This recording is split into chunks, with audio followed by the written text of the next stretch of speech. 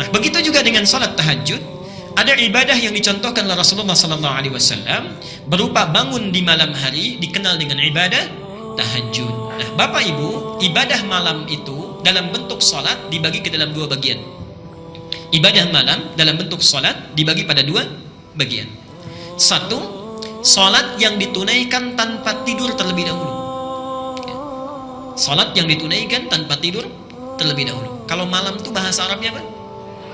Lail, baik ya. Maka salatnya disebut dengan qiyamul lail. Qiyamul lail.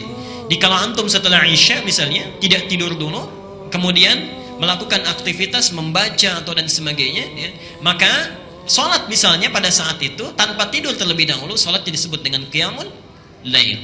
Tapi kalau kita tidur dulu, baru setelah bangun dari tidur beraktivitas tunaikan salat, maka tidurnya hajada, okay? Tidurnya hajada, okay? Bangun dari tidurnya, aktivitas yang dilakukan disebut dengan tahajud. Ya? Di salat tahajud itu salat yang dilakukan di pertengahan malam atau sepertiganya setelah kita tidur terlebih dahulu. Jelas sampai sini? Baik. Apa keutamaan menunaikan salat tahajud ini? Mari kita lihat pelan-pelan.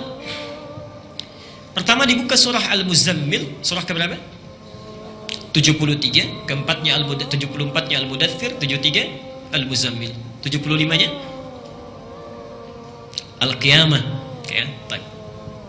Ya ayyuhal muzammil qumil laila inna qalila. Lihat ayat yang ke-6-nya.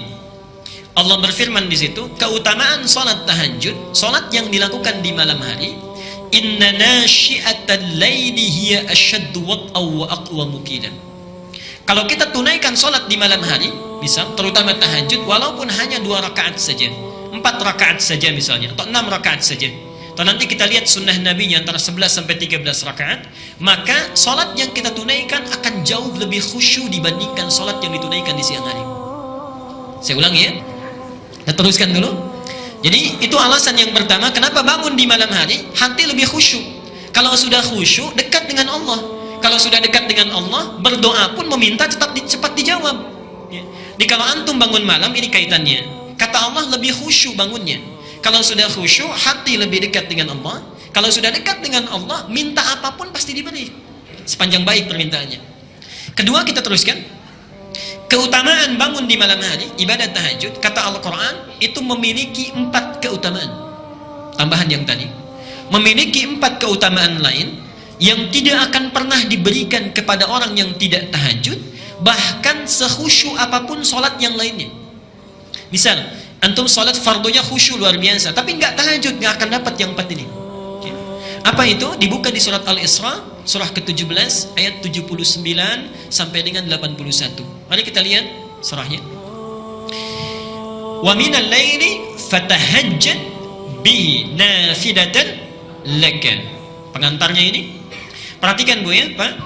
Ayat 79 ini dipisahkan ketentuannya dengan ayat 78. Di ayat 78 tentang salat wajib, kemudian 79 tentang salat tahajud. Tapi uniknya Allah hanya menerangkan 4 keutamaan untuk salat tahajud, 78-nya nggak disebut. Ya. Kita lihat ya, aqimis salata liduluki syamsi ila ghasaqil laili wa qur'anal fajri. Inna qur'anal fajri kana mashhuda. Itu salat yang wajib 5 waktu. Ya. Tidak dijelaskan keutamaannya, nanti dirinci di hadis. Tapi ketika menerangkan tahajud ayat 79-nya, wa minal laili fatahajjad bihi, dan di antara sementara malam tunaikan olehmu tahajud nafilah, itu hanya sunnah saja, muakkadah hukumnya, sunnah yang sangat ditekankan. Tapi ibadah nafilah ini, subhanallah, tidak didiamkan oleh Allah, langsung dilengkapi ayatnya. 1, asa an yab'atsaka rabbuka maqaman mahmuda. Siapapun yang menunaikan tahajud dengan baik, maka Allah akan mengangkat derajatnya, mengangkat karirnya, ditempatkan di tempat yang terbaik dan mulia. Hati-hati ya, Pak. Saya seringkali rewel ya, cerewet kepada para ayah. Antum itu punya tugas untuk mencari nafkah. Allah sudah berjanji di ayat ini, kalau antum tidak tinggalkan tahajud, tunaikan dengan baik, itu karir pekerjaan kita akan dimudahkan. Itu sudah janji Allah. Sudah janji Allah. Antum jangan lihat para sahabat Nabi itu bukan semuanya jadi ustadz, tidak. Banyak di antara mereka yang pebisnis. Abu Bakar misalnya seorang diplomat yang sangat ulung di samping seorang pebisnis. Utsman bin Affan seorang pedagang yang luar biasa. Abdurrahman bin Auf seorang sahabat yang luar biasa manajemen bisnisnya, paling kaya saat itu di Makkah dan di Madinah. Ali bin Abi Thalib seorang pengajar yang sangat jenius. Bapak Ibu tahu apa yang terjadi? Abu Bakar, Utsman, Abdurrahman bin Auf, termasuk Abu Dzar Al-Ghifari, seorang yang sukses dalam dunianya, itu bisnisnya tidak pernah rugi, selalu untung. Tidak pernah rugi, selalu untung. Bahkan Abdurrahman bin Auf cuma punya modal pakaian saja, 3 bulan di Madinah jadi orang nomor 3 paling kaya di Madinah. Nomor 3 paling kaya. Hartanya seperempatnya 80.000 dinar. Modalnya cuma pakaian, 80.000 dinar. Sekarang 1 dinar 2,5 juta. Setengah T kurang lebih dalam 3 bulan. Untanya 10.000 ekor dalam 3 bulan. Subhanallah. 10.000 ekor. Sekarang 1 ekor itu 15 juta paling murah. Ya. Dombanya tak terukur. Setelah 1 tahun, 1 tahun itu jadi orang paling kaya di Madinah yang kapaknya saja terbuat dari emas. Antum 3 bulan sudah dapat apa? Oke, mari kita lihat apa yang terjadi. Mereka sahabat yang sangat sibuk, luar biasa pekerjaannya, dan pergi kemana-mana. Pak, dinasnya itu kemana-mana. Utsman itu kadang dinas ke tempat ini, kadang dinas ke tempat itu dan sebagainya. Tapi jangankan wajibnya, sunnahnya dikerjakan. Siamnya jalan, tahajudnya jalan dan sebagainya. Sahabat yang sangat sibuknya luar biasa.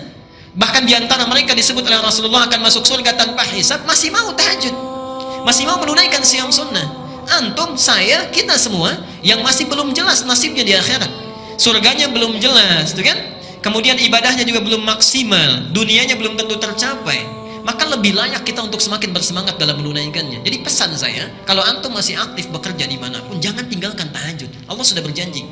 Dan kalimatnya asa, bukan la'alla. Dibeda antara asa dengan la'alla.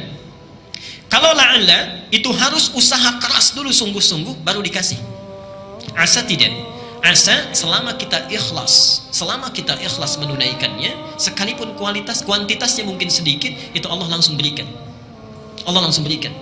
Karena itu penaklukan kota Mekkah itu tidak menggunakan la'alla, pakai asa. Pakai asa kalimatnya di Quran. Saya teruskan itu satu. Yang kedua, kita lanjutkan dulu. Allah berjanji akan memudahkan setiap awal aktivitasnya. Bahkan hebatnya tahajud, langsung kita yang diminta oleh Allah. Asa yab'atsaka rabbuka maqaman mahmuda. Kalau engkau bangun tahajud, karirmu, pekerjaanmu akan dimudahkan oleh Allah, ditempatkan di tempat yang terbaik. Kemudian diperintahkan kita waqul, katakan. Saat tahajud itu mintakan kepada Allah, Rabbi adkhilni mudkhala sidqi. Duhai Allah, mudahkan setiap aktivitas yang akan saya awali. Di antum kalau punya persoalan, misalnya akan memulai pekerjaan, ibu akan memulai aktivitas, anak akan memulai sekolah, mulai kuliah, bangun malam. Ini perintah Allah, katakan di malam harinya, ya Allah mudahkan setiap saya akan mengawali aktivitas.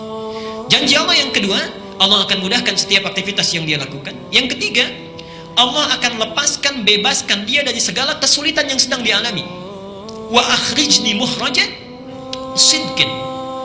Kalau di kantor itu enak saja atau kadang ada kesulitannya, Pak? Ibu juga begitu ya? Pekerjaan kan tidak selamanya mulus. Maka kata Allah, hebatnya, karir diangkat, pekerjaan dimudahkan, ada kesulitan dilepaskan, dan yang terakhir, waj'alni min ladunka sultanan nasyara. Kalau ada yang mengganggu dalam pekerjaannya, Allah yang langsung menolongnya, bukan yang lain. Allah yang langsung menolongnya. Ini 4 hal. Karena itu, dari keutamaan-keutamaan ini, Nabi diperintahkan sebelum turunnya perintah sholat 5 waktu, Rasulullah sudah menunaikan sholat ini, sholat malam, sudah didawamkan. Turun surah Al-Muzammil, surah ini mewajibkan Rasulullah menunaikan sholat tahajud. Jadi asalnya tahajud itu wajib bagi Nabi. Nanti setelah turun ayat yang ke-20 di surah Al-Muzammil, ayat yang terakhir, pindah menjadi sunnah.